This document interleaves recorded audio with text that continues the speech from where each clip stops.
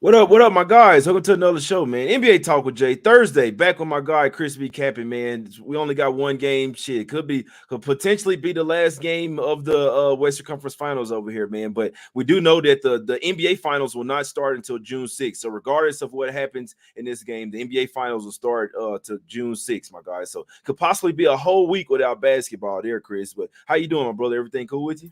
Yes, sir, Jay. I took a loss last night. I should have listened to you. You gave, but I had already made the play Yeah. on the links. Came crashing back down to earth. Aces and Asia Wilson, just kind of flexing their muscle. But we got an NBA game today to break down, and should be an exciting one too. As Minnesota tries to force a game six. I'm excited to talk about it. Yeah, let's talk about it, man. Because obviously, when it's one game, you can really just deep dive into it, look at some props, look at some whatever. You see what I'm saying? And let's see, shit, if this is the last game, if we will not have a game until like for a whole week over there, man. But let's go over to the streets of Minnesota in this one. Wolves laying 4.5 at the house versus the Dallas Mavs in this one. We know the Wolves staved off elimination, a sweep in their last game. Were able to win in Dallas, and it's crazy, Chris, because every single game they've had a lead in the last 5 minutes. Their offense has just been so bad, like in the fourth quarter, their late game offense would just really struggle. And like I always say, if they didn't win, if Anthony Towns didn't have those two huge threes, they were down by 1 point, and then Cat hit two huge threes to put them up by 5, and then that was basically the game right there. But if he don't hit those shots, we're talking about a sweep right here, man. We're talking about a sweep in Western Conference Finals and Eastern Conference Finals, which I don't think I've ever seen, man. So Minnesota is heading back to the house. Obviously, they've lost both of their first home games at the crib. We'll see if they'll show up for their fans in this one today. Chris, how you look at this game, my brother? We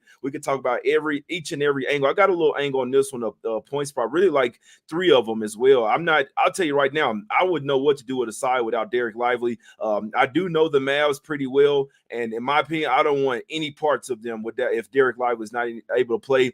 Kleber's not a bad backup, but when you have Dwight Powell having to play minutes for you, he can't do anything out there on the floor. He can't shoot. He's not trying to go to the basket. He's really out there to pass the ball and set screens. So Dwight Powell, he may not even be in the NBA no more after this year. I don't want to disrespect him because he's an NBA player, but all Mavs fans know, if you watch the Mavs closely, you don't want Dwight Powell out there getting unless it's garbage time. You see what I'm saying? So Lively looms large for that's 3 L's right there. Lively looms large for the Dallas Mavs, and I want no parts of him if he's not able to play this game. But he did go through shoot around. We'll see if he's able to play the game. Obviously, they're going to play with us all the way to the last minute with this shit, Chris. How you looking at this game, my brother? What do you think if Lively is out? What would you do?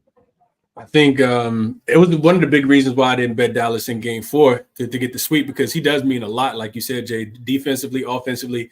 Now you're having to rely a lot on one player, which is this Daniel Gafford. He still got some and Daniel Gafford's been good, but he comes from the Washington Wizards, so it could be, you still got to, and the Bulls tendencies. and the Bulls before that. He was balling with the Bulls. The Wizards, they wasn't trying to win. So you know it's contaminated water over there in DC, Jay, but losing water over there. But yeah, you definitely need Lively. We just put it like that. You need Lively. I think we see some regression here, Jay, from Minnesota. They shot the ball really, really well from the 3-point line in game 4. A lot of it was Karl Anthony Towns, like you mentioned. It's really been this simple, Jay. I listen to you talk all the time, and you say the same thing over and over again, and it's so true. The game's gonna go how it's officiated, and we see Jaden McDaniels and Anthony Edwards be able to get extremely physical with Luka from the beginning of the game, right? He and you always talk about him yapping and getting like trying to talk to the ref about fouls. So that's one aspect of it. But Luka still had a pretty good game. But here's the other thing, Jay. According to the superstars, right? So Karl Anthony Towns and Anthony Edwards, they combined for 54 points in game 4. They shot 20 for 38 from the field. That was the first game they shot above 50%. So whichever the tandem, because Luka and Kyrie has had better games 1, 2, and 3, whichever tandem has played better has won the games. The other thing is, and you mentioned this, the fourth quarter scoring, right? So Luka, the Dallas Mavericks, the Timberwolves didn't even win the fourth quarter in game 4. It was 27-27. But those 2 big threes from Karl Anthony Towns, like you said, is what really helped because, goes into play like Dallas playing really, really well, Minnesota playing really well, and Karl Anthony Towns having a big fourth quarter with 5 fouls. Right. Yeah. But I think it's 28-22 is the fourth quarter scoring, Jay. Like when you got Luka and Kyrie over there on the other side, like it's like they are the better closers in my opinion. So I think we see a little bit better shooting. Dallas shot 50% in game 3 from the 3-point line, but then they cooled off. They only shot 35% from the 3-point line in game 4. PJ Washington was only 2 for 9. Kyrie, I think he bounces back. He was only 1 for 6. He shot 6 for 18 from the field overall, and they did slide Jaden McDaniels over on him because Anthony Edwards said that he wanted Luka. I don't know if he. I don't know. I mean, it didn't. I guess you could say that helped, but I think Kyrie plays a little bit better. Here's the biggest takeaway from Game 4, in my opinion. Minnesota scored 30 points off 14 Dallas turnovers. Yeah, Dallas had been so good at limiting teams from scoring off turnovers. To put that in perspective, Dallas has been turning the ball over. Like they'll turn it over, but it's not like strenuous. No team has scored like Minnesota hadn't scored 15 points off their turnovers in this whole series. And when we think about last series against the Thunder are another team that likes to turn you over and then get out and run. They did an excellent job, which is why the Thunder kept going under their team total, and for the full game, because Dallas transition defense has been really, really well. So I see a big regression coming there, Jay. They scored 105 points, and 30 of those was off turnovers. I don't think that happens again here. I think that was an outlier. I think Dallas shoots the ball a little bit better, and I'll take the +4 because I do think that Lively is going to play. A couple of trends I want to talk about. These are universal at this point, but you got the Dallas Mavericks being 6-2 on the road. For whatever reason, they play better basketball on the road.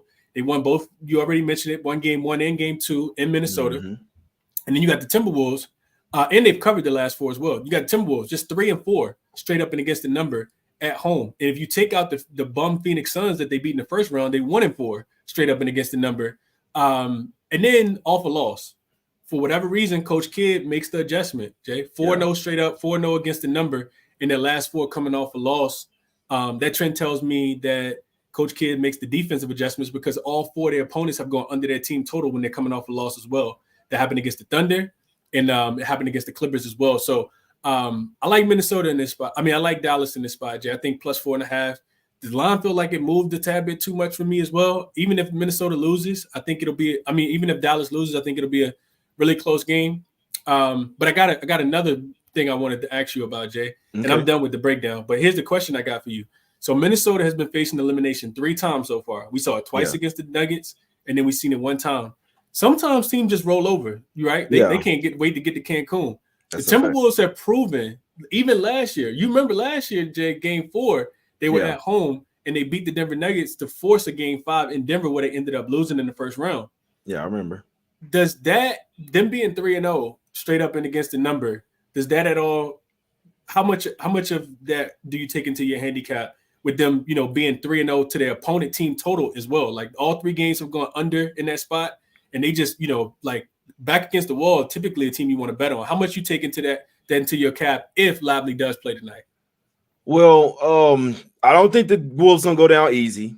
And the fact that this game is at their house and they lost the past 2, you know what I'm saying? It's like who was that? Who was that wanted to get one for their house?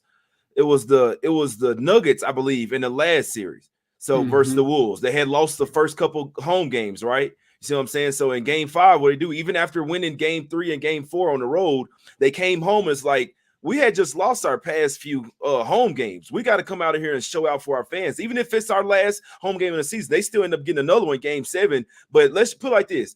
If it was – so say if the roles were reversed and the Mavs were at the house at first, you know what I'm saying? Whatever reason, they went up 3-1. And this game, what I'm saying is if this Game 5 was in Dallas, I would feel a lot more comfortable taking the Mavs. You see what I'm saying? That home crowd energy, all that closeout. And the same thing, Kyrie was 14-0 in closeout series before the closeout games before that last game. And he finally, we know that any trend is not going to last, you know what I'm saying, for a while, to be honest with you. But something that you mentioned that really stands out to me. And when I'm watching the game and Anthony Edwards is on Luka, and obviously Luka's still going to do what he does, but Anthony Edwards still was a lot better on because Anthony Edwards has like a lot more like solid body, like solid. He has more weight on him than Jaden McDaniels. Jaden McDaniels is a hell of a defender. He's long, but he's also skinny as well. You see what I'm saying? And we know Kyrie, he's a shifty type of guy. He's not the one that's going to back you down, push off, like needs that space. So I think it was really smart of the Wolves, and I don't know why it took them so long to do this, put Anthony Edwards on Luka, putting Jay McDaniels on Kyrie, and you see he, like a lot of people say Kyrie had a bad game. I don't think so. Like when a hell of a defender on you, it's not a bad game for you. That you got to give that defender some credit. So I think that was really smart. And Chris Finch, you see he up walking around now.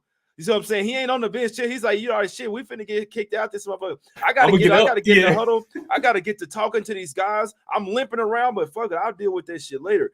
I think it was really strategic, and that's why it's a series, right? Because it's not just 1 or 2 games. It's the first 1 to 4. And I know last game, like everybody, I'm in the casino and everybody talking like it's over. You see what I'm saying? Like, and I never really like hearing it when people are saying, oh, the series already over, because it's the first of 4 games. Like anything can happen. Nobody's ever came back from down 3-0.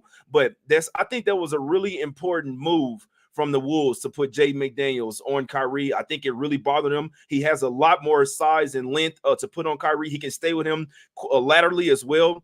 Like I say, Kyrie's not backing anybody down, so that doesn't really bother McDaniels. I think Kyrie goes under his 23.5 points. I don't know what happens with the side. I'll be honest with you. Like we've seen the Mavs be the far better team because they have the far better two-man tandem as well. Like they got the better closing offense. They're the more skilled team. The Wolves like to rely on Anthony Edwards, dribble, take a tough ass shot. If he's making them, they'll win. If he's missing them, they can literally get blown the fuck out. But there's 2 props that I'm liking this. So I really like Kyrie under 23.5 points because, like I say, I think that McDaniels is really bothering them. Like they're going to have to try and run pick and rolls the best they can to get McDaniels off Kyrie. That's the only way he's going over this. But just him going straight up with McDaniels, I do not see him going past 23.5 points in this one, man. But another thing, Karl Anthony Towns, you know this, Chris, as a basketball player, when you get over that slump, it's like, all right, bet, come on. Because, like, remember, he was scared. He didn't want to take any threes. And he knocked his first one down. I believe he was, 3 of 3. So he was 3 of 3 for 3. He took his first one, made it,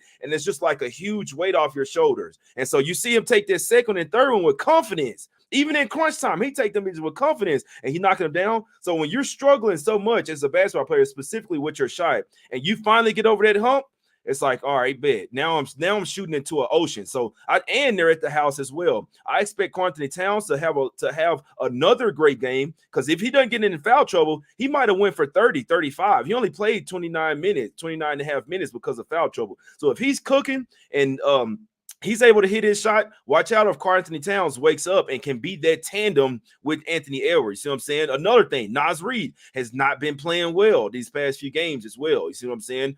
He has not been playing well. He had played 20 minutes, 3 of 6 from the field, minus 10. They won the game by 5 points, and he was a minus 10. Naz Reid has to wake up.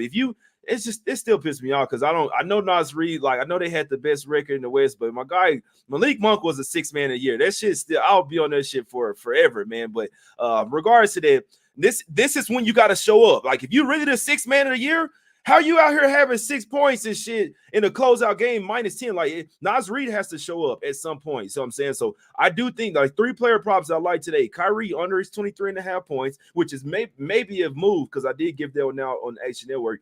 But Karl Anthony Towns over his, I believe it's 20.5 points. I think that he goes over, and then Naz Reid, if they want to win this game and stave off elimination and go back, make it a game 6 for back to Dallas, Naz Reid has to hit a couple threes. He has to get to the basket. He had to get some rebound. He got to show up and be the 6th man of the year. You see what I'm saying?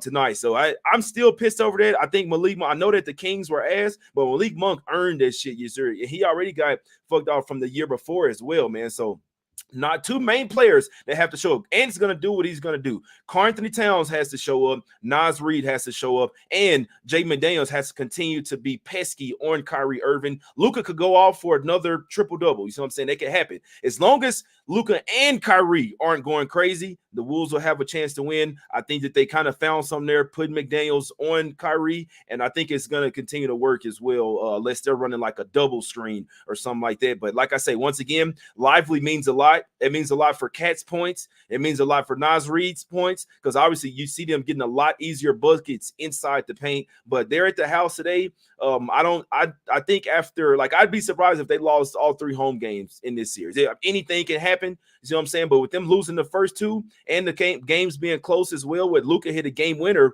right? Basically in game 2 as well. So I think the Wolves might just show up for their home fans tonight. But it all starts with Jay McDaniels first, because you got to continue to lock down Kyrie, and then Karl Anthony Towns finally getting over that hump. Like, I know how it feels. You in that slump.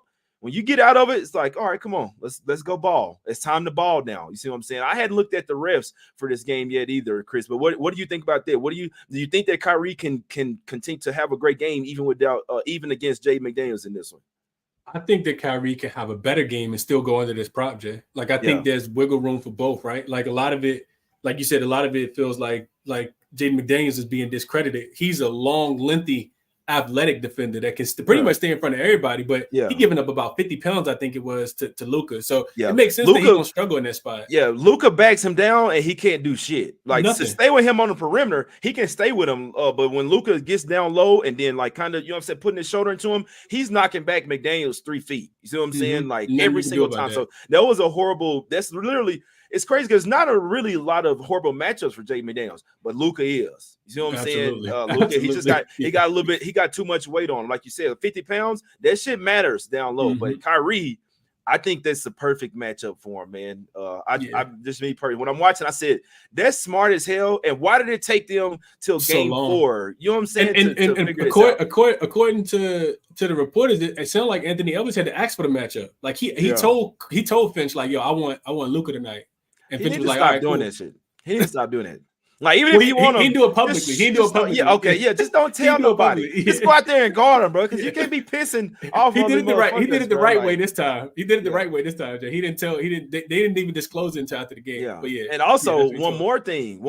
Luka's not really. Obviously, he's not like that super athletic guy. Obviously, he's a baller. He's one of the best offensive players in the league. But, like, you see Kyrie, he's shifty. He's moving around. He's a quicker guy. That's what's gonna gas Ant out. And remember, they need Anthony Edwards obviously on the offensive end. You see what I'm saying? So you can't have him going around chasing around Kyrie, chasing around like a Klay Thompson or a Steph Curry. Remember, whoever is guarding Steph Curry, they can't give much towards the offensive end. You see what I'm saying? And they need Anthony Edwards to be fucking Michael Jordan Jr. So the fact that they put Anthony Edwards on Kyrie, putting Jay McDaniels on Kyrie, remember, they don't need McDaniels to really do shit on offense. They need him to be the defensive stopper out there. I think it was absolutely genius. And I do think it continues to work. Now, Luka might cook because Anthony Edwards is a little bit shorter, but just staying with him, not having to adjust, not have to exert that much energy. I think it's a lot better for Ant. I think he, even though Luka had 28-point triple-double, I think Ant did pretty solid job overall on him. But I really liked what I saw from McDaniels on Kyrie. Like I said, that shit was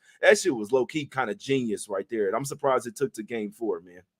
Yeah, no, I agree with that, Jay. I think the other thing, just going back into your Naz Reid play, I love Naz Reid too. I see his points at 10.5. Me and Minov just did the podcast talking about Naz Reid. And he back home in game 1 and game 2, he had 15 to 23. So you definitely expect a much better effort from him after. You said -10, in point differential and plus minus, and he only scored 6 points. So if Karl Anthony Towns or Rudy Gobert get in foul trouble, which we've seen religiously throughout this series, that's going to equal even more minutes. And he's still playing like 25 minutes a game. So he definitely going to have to be one of the players that's coming out there. Because if you're watching the Dallas Mavericks play defense, what they're doing is they're all attention going to Anthony Edwards. Is why he almost had a triple-double. He's averaging 8 assists in this series, over 8 assists in this series. So he's going to have to, find those other guys. Mike Conley's going to have to step up. Naz Reid's going to have to step up. Slow-mo coming off the bench is going to have to step up. And those guys going to have to help out Anthony Edwards because he's doing all the playmaking. So I think Naz Reid is definitely going to be one of those guys. Another player prop, Jay, last one I'll mention real quick. Well, you got me on a player prop tangent. Rudy Gobert, under his 11.5 rebounds. Dude ain't got 11 rebounds in the whole Western Conference Finals yet. Damn. He has not had double-digit rebounds. He's averaging 8.3. Anthony Edwards averaging more rebounds than Rudy Gobert in the series. And a lot of that is because, was drop coverage at first. He was trying to get back to the rim. Now he's coming up to where the screen is. Yeah. So now you're up there, right? Even as less. long as you can be, even less time at the rim. So I like it even more. They didn't drop they opened at 12.5, I think, in game 1 and game 2. Now they got it down to 11.5, and I kind of feel like it should be there. He's only averaging, like I said, 8.3. He has not had double-digit rebounds. So for him to go under 12, I think is a really good look as well. Yeah, that's a damn good look. And like I say, if he hadn't cashed it yet, I don't see why you know what I'm saying. If it ain't broke, don't fix it, man. So I mean, it makes sense too. If you're running the drop coverage, and obviously the Mavs got to miss some shots as well. But if he's coming up towards the screen, that's just taking even more rebound opportunities from him. And with the Wolves, what they have to do right now, they can't just let Gobert rebound. They got to gang rebound. It has to be everybody. Everybody's got to get in there, man. So we'll see what happens because the Wolves, they had some really dumb fouls as well. Like that's why they kept the Mavs. I'm watching again, like, bro, what are you doing? Y'all got that's some dumb fouls. You see what I'm saying? But I will say that when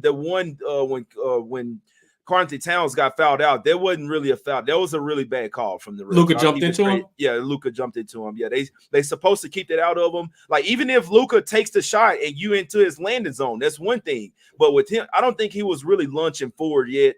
That's just something I'm really. It's not even really just that play. That's just how I feel. Because like somebody tried to call this shit at the gym, and I'm like, bro, this is like, what are we doing? First off, this is not even a foul in the NBA. But you definitely not finna get this call in the gym, bro. You're not finna jump into the defender and then call a foul, bro. Like this is softest shit ever, man. So that's just something. That's just me being a basketball fan. Like you think it was James Harden. Huh? Yeah, no, I just told like, bro, I'm sorry, you're not getting that foul. It's our ball. I don't give a damn what you can fight. You do whatever you want, bro. You're not throwing your body into the defender and calling a foul, bro. We don't have refs out here. You see what I'm saying? Like, but whatever, man. But it is what it is. They called it. That's why you keep your challenges right there. But even if they challenged it in today's NBA, I don't even know if they would have reversed this shit, man. But who knows, man? It's all about how how the games are refed. And that was even Scott Foster in that last game as well. And we know he hates Rudy Gobert. You see what I'm saying? The Wolves were still able to get the win, but let's see what happens, man. Let's see what happens. I know there's 3 props that I'm liking today, Chris. Yeah, we might as well go and get out of here. We talked about everything. Unless you got anything else, Chris. You got anything else on the game? Just real quick, what's your thoughts on the total? Sitting at 210 right now. What you think? Over, under, team total, over, under? What you think? If you had to play one, over, under, or team total, over, under for either team? It's all on Lively, bro. It's all on Lively. If Lively's out, I would go at Wolves team total over. I think he means that much. I mean, if y'all been watching the Mavs like literally all year, and y'all been watching the show all year, I say if Lively's out, I want no part of the Mavs. And obviously it's a little different now. That was really when he was starting before they had Gafford. You know what I'm saying? But obviously having Gafford makes it a little bit easier because they still could have fucked around and won game 4 as well. That's what's scary with the Wolves. They'll drive to the paint. Like, all right, we have the advantage driving to the paint. Oh, we have much more size and Lively's out. Let's drive to the paint. Maybe we get whatever we want. It worked in the first quarter. Then they stopped doing it in the second quarter. Then they start back doing it I think they stopped doing it in the third, and then like towards the end of the third, going into the fourth, then they got to like, all right, let's get back to the basket. So if they do that the whole game, they can get 110 points. But like a lot of things, that's why I'm saying I'm not even really looking towards side or total. I'm just looking at these props because I think there are some good matchups, regardless if Lively plays or not. But if Lively's in, then I could see Mavs and possibly the under. But if he's out, it would have to be Wolves and their team total over for me. That's the only way I can look. They're going to wait until the last second. You see what I'm saying? He's a huge piece. And it's good to people that actually watch the games because you know how much he means to the team. Obviously, he's not Luka or Kyrie going to move the line 3 or 4 points. But let me just tell you, he might even be like defensively, he might even be more important than those 2 guys to the Mavs because obviously when they play great defense, that's when they're unstoppable because their offense is so good. You see what I'm saying? Mm-hmm. But like I know people are going to say offensively, Luka and Kyrie mean a whole lot more, but you got to understand this is the playoffs and defense is what wins championships. Defense, rebounding, and he's also makes their offense better as well because he's a lob threat. You see what I'm saying? And even when he's not blocking shots, then he's altering shots, if that makes sense. You see what I'm saying? So I think Lively looms large here once again for the Mavs. But 3-player props, I'm liking Kyrie under 23.5 points, Naz Reid over 10.5, and then Karl Anthony Towns over 20.5 as well. Because this might be a game where they might even double Anthony Edwards and like you're not beating us by yourself. And with that, Naz Reid has to knock down shots. Alexander Walker got to knock down shots. Mike Conley, but mainly Cat has to keep going. Like if he gets 25 here, I think that's the best chance for the Wolves to get the win. And Naz Reid, you got to show up and be that 6th man of the year, my guy, this year. So those are 3-player props that I like, regardless if Lively plays or not. Chris, what you like? Yeah. So I think Lively is going to play, Jay. I think he'll have enough of an impact, and Dallas will bounce back here. So I'll take Dallas plus the 4.5. I'll also take Rudy Gobert to go under them 11.5 rebounds that he hasn't gotten yet. And we both on Naz Reid over 10.5 points. It's got to be a big Naz Reid game. And we could expect some regression here from Karl Anthony Towns, maybe. Or Rudy Gobert just get in foul trouble. Either way, a couple more minutes for Nas Reed, and he got to prove, especially coming off 6-point game when he was a -10. He got to play a little bit better. So I'll go Nas Reed over his 10.5 points. Rudy Gobert under his 11.5 rebounds, and give me the Dallas Mavericks there. I'll take them plus the 4.5 here. Okay, and shit, you can even get 5 right now. There's some 5s out there as well, man. But yeah, whatever you guys are betting, man, best of luck, man. We all trying to cash. It could possibly be the last game into the finals. That would mean it'd be a whole week without NBA games, man. That'll be crazy. It's been the softest conference finals I ever fucking saw, man. Man, I like if we had got 2 sweeps, I was like, man, I'm not gonna watch the finals at all, bro. Like, because it would have been so long in between the games, like, because the finals start June 6th, no matter what happens in this game tonight. If it goes game 7, no matter what, it's starting June 6th. You see what I'm saying? So potentially have a week or more without NBA games, like, would be crazy. I beat and forgot all about it. I'd be knee deep in WNBA, and it's like, man, fuck it. You see what I'm saying? But me too. It's all love, man. We appreciate everybody for tuning in to the chat, man. Make sure y'all go follow my guy on Twitter, on YouTube as well. He does the show, daily show as well, like super early show. So if y'all like the way he's looking at games, man, like the way he breaking shit down, man, go check out his show at Crispy Capping. 2 P's, 2 N's. You see what I'm saying? It's Us Against the Bookies. Whatever you guys are betting today, man, best of luck. Hope y'all have a great day, man. No drinking and driving, all that shit, man. It's all love. We appreciate y'all for tuning in. We out, my guys. Hit that like button. Let's go.